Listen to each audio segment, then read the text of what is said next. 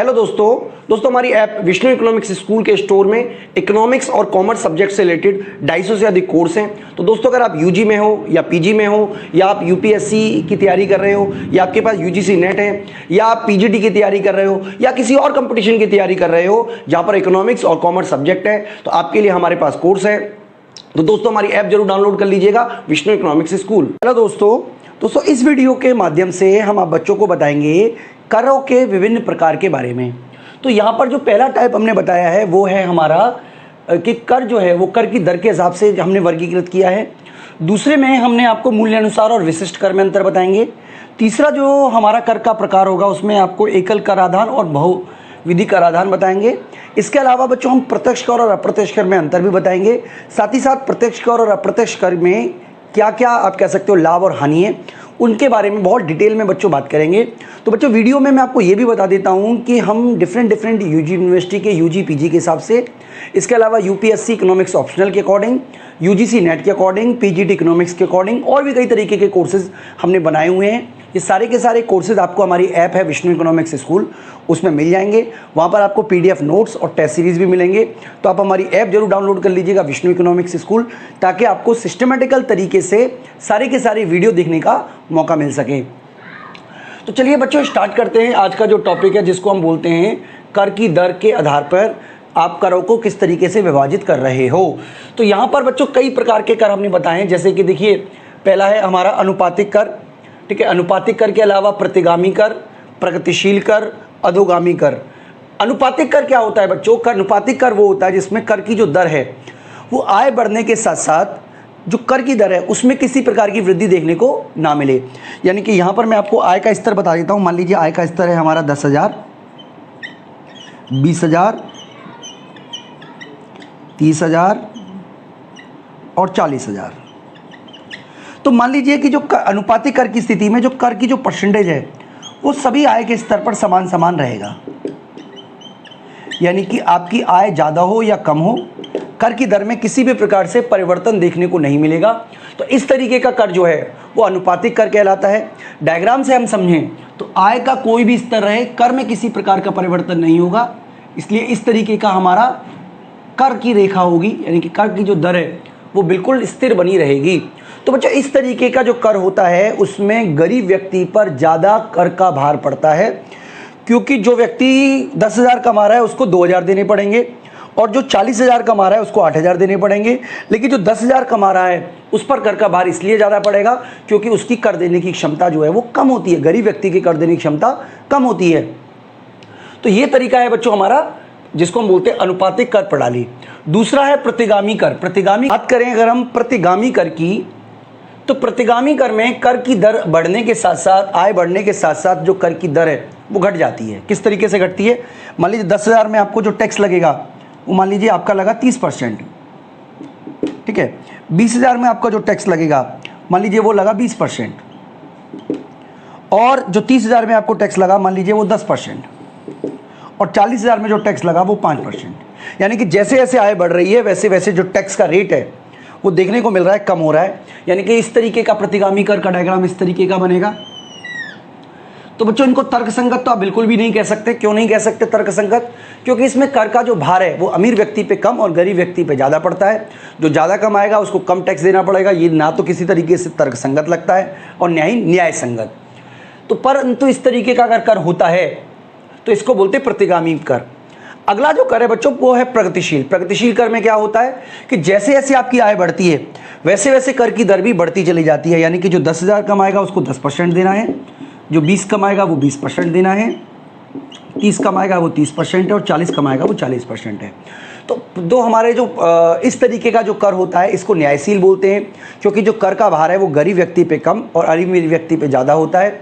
आप ये भी कह सकते हो कि कर का जो वास्तविक भार है उसको विभिन्न लोगों में बांट दिया जाता है और अधिक भार जो है वो अमीर व्यक्ति पे ही देना पड़ता है।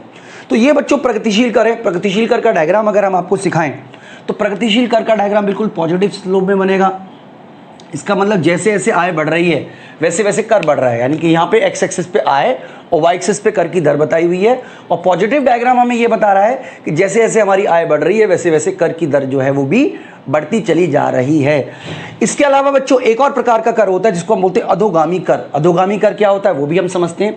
देखिए इसमें क्या होता है, कर की जो दर है वो शुरू में तो बढ़ती है, लेकिन एक लिमिट के बाद बिल्कुल स्थिर हो जाती है, फिर उसके बाद उसमें किसी भी प्रकार की वृद्धि देखने को नहीं मिलती है। तो भारत में जो आयकर लगाए जाते हैं वो अधोगामी कर का एक एग्जाम्पल है, यानी कि शुरुआत में 5% टैक्स है, फिर 10% टैक्स है, फिर 20% टैक्स है, ऐसे करते करते 30% के बाद एक स्ट्रेट लाइन आ जाती है। हालांकि इसके अलावा कई तरीके के चार्जेस, सर चार्जेस तो लगते हैं, लेकिन आमतौर पर जो कर की दर है वो इस तरीके की बन जाती है, यानी कि शुरू में जो टैक्स लगेगा वो बढ़ेगा, लेकिन एक समय के बाद जो टैक्स है वो कांस्टेंट रह जाएगा। ठीक है, तो बच्चों ये है हमारे करों के प्रकार। तो यहाँ पर हमने बात की अनुपातिक कर की, प्रतिगामी, प्रगतिशील और अधिगामी कर की, अधोगामी कर की। अब हम बात कर रहे हैं मूल्य अनुसार और विशिष्ट कर की। देखो मूल्य अनुसार कर क्या होता है, जब किसी वस्तु की मौद्रिक मूल्य पर टैक्स लगाया जाता है। मान लीजिए कोई सामान 5,000 रुपये का है, ठीक है, मान लीजिए 5,000 रुपये का है और उस पर GST लग गई है 10% के रेट से। मान लीजिए GST लगती है 10% के रेट से, या मान लीजिए 12% ही मान लेते हैं, 18% से। तो ये 18% किसका है? 5,000 का 18% है। यानी कि इस तरीके का जो टैक्स है, जैसे GST हुआ, ये अप्रत्यक्ष कर की श्रेणी में आता है बच्चों। इसमें वस्तु के जो मूल्य है उस पर टैक्स लगता है, यानी कि जितना मूल्य होगा उतना ही टैक्स अगर देना पड़ता है, उसके अकॉर्डिंग टैक्स देना पड़ता है। इसमें वस्तु की क्वालिटी पर, गुण पर कोई फर्क नहीं पड़ता। मान लीजिए अगर मैं ये वीडियो कोर्स को 10,000 में बेचता हूँ मान लीजिए, तो मुझे 1,800 रुपये देने पड़ेंगे। 1,000 रुपये में बेचता हूँ तो 180 रुपये देने पड़ेंगे। सरकार को इससे कोई मतलब नहीं है कि आप कितनी वीडियो बना रहे हो, वीडियो में क्या कंटेंट डाल रहे हो।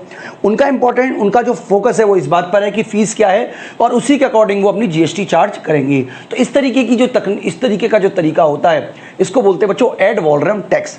एड वॉलरम टैक्स के अलावा एक और होता है विशिष्ट कर।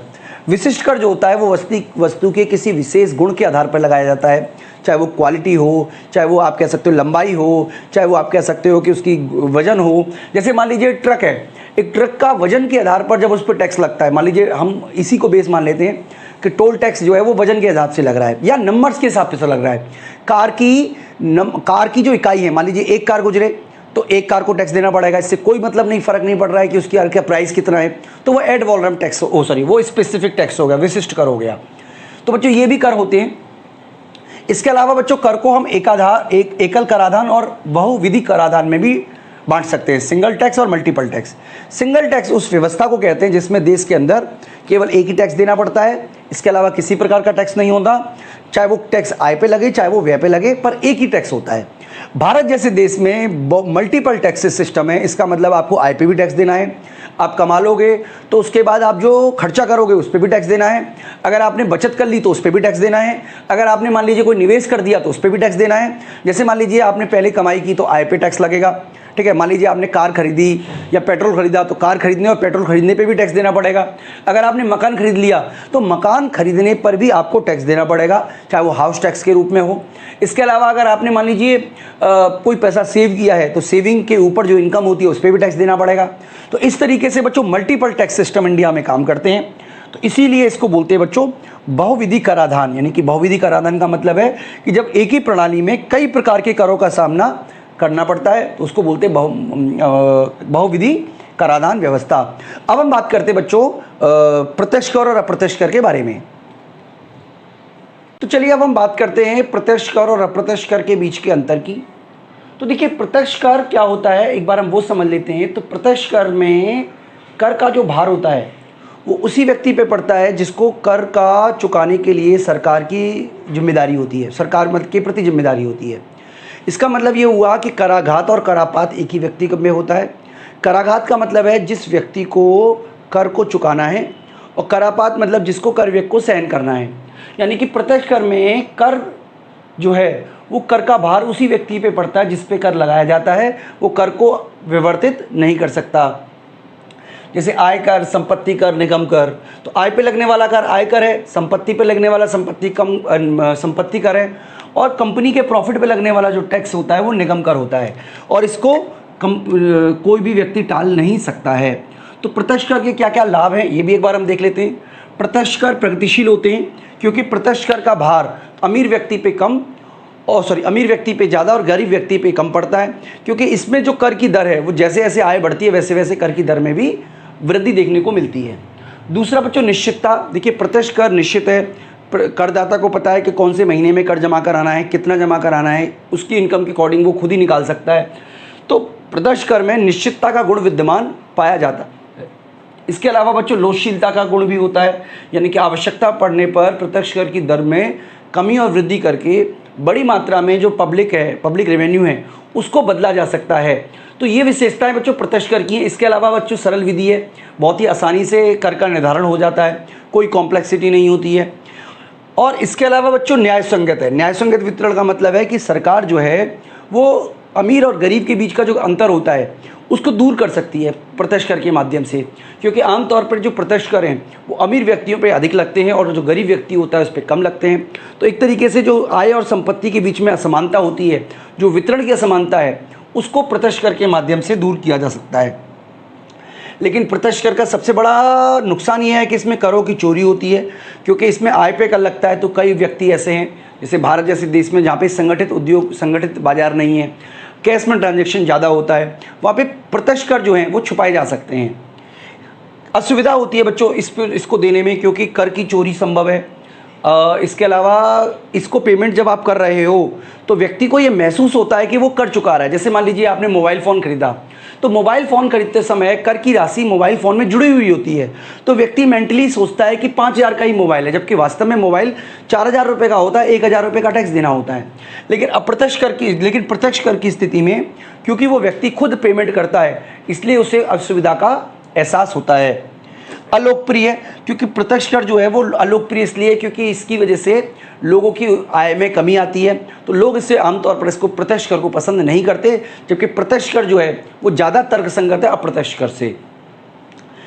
ठीक है, इसका क्षेत्र भी बहुत लिमिटेड है, आप ये भी कर सकते हो। इसमें एक और है, इसका सीमित क्षेत्र है। इसका सीमित क्षेत्र का मतलब है कि बहुत ही कम लोग जो हैं वो प्रत्यक्ष कर का पेमेंट करते हैं। जैसे आयकर की बात कर लें तो भारत में लगभग 5 करोड़ लोग जो हैं वो कर पेमेंट करते हैं प्रत्यक्ष कर की श्रेणी में, मतलब जिनका ऊपर टैक्स लायबिलिटी बन रही है। तो बहुत ही कम अमाउंट है, जबकि कमाने वाले तो बहुत सारे लोग हैं। बात करते हैं बच्चों अप्रत्यक्ष कर की, तो अप्रत्यक्ष कर में जो अप्रत्यक्ष कर में जो कर का भुगतान है वो कोई और व्यक्ति करता है, लेकिन कर का भार किसी और व्यक्ति पे पड़ता है। इसका मतलब कर का जो व्यक्ति पेमेंट कर रहा है वो कर के भार को आगे की ओर विवर्तित कर देता है। यानी इस स्थिति में कराघात, यानी कि जो व्यक्ति कर पेमेंट कर रहा है, और करापात, यानी कि जो व्यक्ति कर सह रहा है, वो अलग अलग होते हैं। तो अप्रत्यक्ष कर कौन कौन से होते हैं बच्चों? बिक्री कर है, उत्पादन कर है, जीएसटी है। हालांकि बिक्री कर तो अब नहीं रहा है, ठीक है, लेकिन एक्साइज ड्यूटी है, और भी कई तरीके के टैक्सेस हैं। हालांकि अधिकतर टैक्सेस को जीएसटी ने रिप्लेस कर दिया है। अगली बात करें बच्चों लाभ की, तो कर की चोरी की कम संभावना है, क्योंकि व्यक्ति वस्तु खरीदेगा। मान लीजिए आप मोबाइल खरीदोगे तो टैक्स देना ही पड़ेगा, तो उससे कर से बचा नहीं जा सकता। हानिकारक वस्तुओं का जो उपभोग है, जैसे मान लीजिए वाइन है, सिगरेट है, इन पे बड़ी मात्रा में अप्रत्यक्ष कर लगा के इनके उपभोग को सीमित किया जा सकता है। इसके अलावा बच्चों विस्तृत क्षेत्र है, क्योंकि जैसा कि हमने आपको बताया कि हो सकता है कि प्रत्यक्ष कर का दायरा जो है बहुत ही लिमिटेड हो। कुछ ही लोग ऐसे हैं जो प्रत्यक्ष कर पेमेंट कर रहे हों, लेकिन अप्रत्यक्ष कर का दायरा बच्चों बहुत बड़ा होता है। संपूर्ण अर्थव्यवस्था के सभी व्यक्ति जो भी वस्तु का उपभोग करते हैं, सुबह उठने से लेकर रात को सोने तक, जब भी आपने वस्तु का उपभोग किया, साथ में आपने कर का पेमेंट भी करना ही पड़ेगा। इसके अलावा बच्चों विस्तृत क्षेत्र के अलावा इसमें सुविधाजनक है, क्योंकि जैसा कि हमने आपको बताया, कर का पेमेंट करते समय व्यक्ति यह अनुभव ही नहीं करता कि वो कर का भुगतान कर रहा है, जिसकी वजह से इसको देने में किसी भी तरीके की असुविधा का सामना जो करदाता है उसको नहीं करना पड़ता। बात करें बच्चों हानि की, तो अप्रत्यक्ष कर की सबसे बड़ी हानि यह है कि प्रत्यक्ष जो कर है वो गरीब व्यक्ति पर अधिक पड़ता है, गरीब व्यक्ति पर अधिक भार पड़ता है, क्योंकि ये जो कर हैं वो अनुपातिक रूप में माने जाते हैं। सभी व्यक्ति चाहे अमीर हो चाहे गरीब हो, उसको समान कर देना पड़ता है। लेकिन अगर अमीर व्यक्ति भी 1,000 रुपये का 1,00,000 रुपये का टैक्स देगा और गरीब भी 1,00,000 रुपये का टैक्स देगा, तो कर का जो भार है वो गरीब व्यक्ति पे ज़्यादा देखने को मिलेगा। बच्चों कर की ये जो इनकम है अनिश्चित है। खुद सरकार को, खुद व्यापारी को नहीं पता होता कि वो कितना कर कलेक्शन कर पाएगा। उत्पादन में हानि होती है, क्योंकि देखिए जब अप्रत्यक्ष कर लगता है तो कीमतें बढ़ जाती है, तो मांग में कमी देखने को मिलती है, जिससे उत्पादन का ह्रास होता है। और बच्चों ये अमित व्यय हैं, क्योंकि इनको इकट्ठा करने में सरकार को खुद बहुत सारे पैसे खर्च करने पड़ते हैं। तो बच्चों सिंपली अगर हम समराइज़ करें तो देखिए मैं आपको एक एग्जाम्पल से समझा देता हूँ। मान लीजिए ये प्रत्यक्ष कर है, मान लीजिए ये एक व्यक्ति है, तो जब इस पे कर लगेगा तो ये कर के भार को आगे की ओर या पीछे की ओर विवर्तित नहीं कर सकता। लेकिन अप्रत्यक्ष कर में जैसे ही कर लगता है, जो व्यक्ति है वो कर के भार को किसी और पे टालने में सफल हो जाता है। ठीक है, तो ये जो पहला व्यक्ति है इसको कहते हैं करापात। ठीक है, करापात, और इसको बोलते हैं कराघात, और जो लास्ट है उसको बोलते हैं करापात। ठीक है, इसका मतलब ये हुआ कि करापात उस व्यक्ति पे पड़ता है जो सबसे लास्ट में टैक्स देता है। तो अप्रत्यक्ष कर में कराघात और करापात अलग अलग व्यक्तियों पे पड़ता है, जबकि प्रत्यक्ष कर में करापात और कराघात एक ही व्यक्ति पे पड़ता है। तो बच्चों टॉपिक को समराइज करें, खत्म करें, उससे पहले एक बार हम प्रत्यक्ष कर और अप्रत्यक्ष कर में अंतर समझ लेते हैं। तो बच्चों बात करें प्रत्यक्ष कर और अप्रत्यक्ष कर के अंतर की, तो जैसा कि आप अपनी स्क्रीन पे देख पा रहे होंगे, यहाँ पे हमने आपको 7 पॉइंट्स हैं जिनके बेस पर हम आपको अंतर करा रहे हैं। तो पहला अंतर का आधार है करों का आधार। तो देखिए कर जो है यानी कि प्रत्यक्ष कर का जो आधार है वो आय है, और जो अप्रत्यक्ष कर का आधार होता है वो आमतौर पर व्यय होता है। बात करें बच्चों क्षेत्र की यानी कि स्कोप की, तो प्रत्यक्ष कर जो होते हैं उनका क्षेत्र सीमित होता है, जैसा कि हमने आपको ऑलरेडी बता रखा है, और अप्रत्यक्ष कर का जो क्षेत्र है वो असीमित है, क्योंकि अप्रत्यक्ष कर जो है वो सभी व्यक्तियों पे लगता है। लोचशीलता की बात करें तो प्रत्यक्ष कर जो है वो कम लोचशील होते हैं अप्रत्यक्ष कर की तुलना में। अप्रत्यक्ष करों में लोचशीलता का जो तत्व होता है वो ज़्यादा मात्रा में पाया जाता है। न्यायशीलता की बात करें तो बच्चों प्रत्यक्ष कर को न्यायशील माने जाते हैं, क्योंकि गरीब व्यक्ति को इसमें कम टैक्स और अमीर व्यक्ति को ज़्यादा टैक्स देना पड़ता है। वहीं अप्रत्यक्ष कर जो होते हैं बच्चों वो माने जाते हैं, आप कह सकते हो कि न्यायशील नहीं होते, क्योंकि गरीब व्यक्ति हो या अमीर व्यक्ति हो सभी को समान रूप से कर देना पड़ता है। कर की प्रकृति की बात करें बच्चों, तो कर की प्रकृति के हिसाब से जो प्रगतिशील कर होते हैं वो प्रत्यक्ष कर जो होते हैं वो प्रगतिशील माने जाते हैं, क्योंकि जैसे जैसे आय बढ़ती है वैसे वैसे कर की दर बढ़ती है। और अप्रत्यक्ष कर अनुपातिक प्रवृत्ति के होते हैं, क्योंकि इसमें कर की दर समान होती है चाहे आपका आय का स्तर कुछ भी हो। अगर निश्चितता के आधार पर हम अंतर करें तो प्रत्यक्ष कर जो होते हैं वो अप्रत्यक्ष कर की तुलना में अधिक निश्चित होते हैं, क्योंकि प्रत्यक्ष कर में व्यक्ति की आय के बारे में उसको ऑलरेडी पता होता है, तो उसको कर के बारे में भी पता होगा। करों की चोरी की संभावना की बात करें, टैक्स एविएशन की बात करें, तो बच्चों प्रत्यक्ष कर में करों की चोरी की अधिक संभावना होती है, जबकि अप्रत्यक्ष कर में करों की चोरी की संभावना तुलनात्मक रूप से कम होती है। उम्मीद करता हूं कि आपको अच्छी तरीके से जितने भी करों के वर्गीकरण हैं वो अच्छी तरीके से समझ में आए होंगे। बच्चों इस वीडियो में इतना ही। आप हमारी वीडियो को लाइक जरूर करें, चैनल को सब्सक्राइब जरूर करें। इस वीडियो में इतना ही। Thank you.